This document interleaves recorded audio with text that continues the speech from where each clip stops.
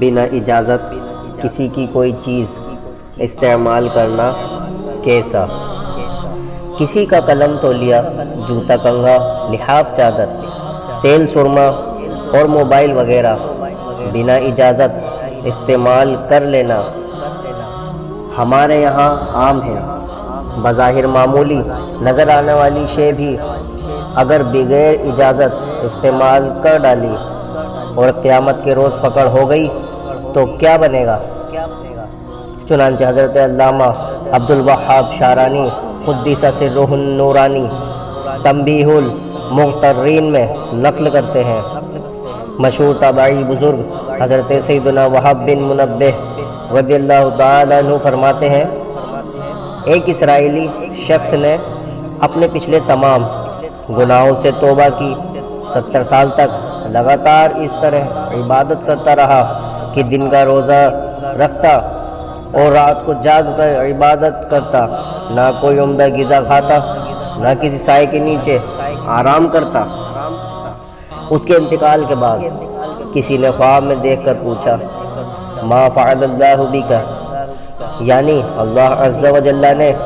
آپ کے ساتھ کیا معاملہ فرمایا؟ جواب دیا، اللہ عز و جل نے میرا حساب لیا، پھر سارے گناہ بخش دیے مگر ایک لکڑی جس سے میں نے اس کے مالک کی اجازت کے بغیر دانتوں میں خلال کر لیا تھا، اور یہ معاملہ حقوق العباد کا تھا اور وہ معاف کروانا رہ گیا تھا، اس کی وجہ سے میں اب تک جنت سے روک دیا گیا ہوں۔ سرکار مدینہ صلی اللہ تعالی علیہ وسلم نے ارشاد فرمایا، کسی مسلمان کے لیے حلال نہیں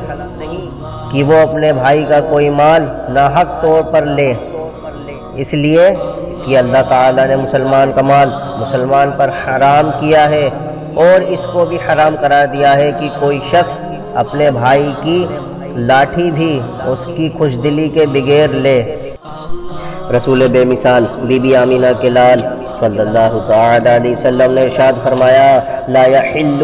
مال امرئ مسلم الا بطیب نفس منہ، ترجمہ،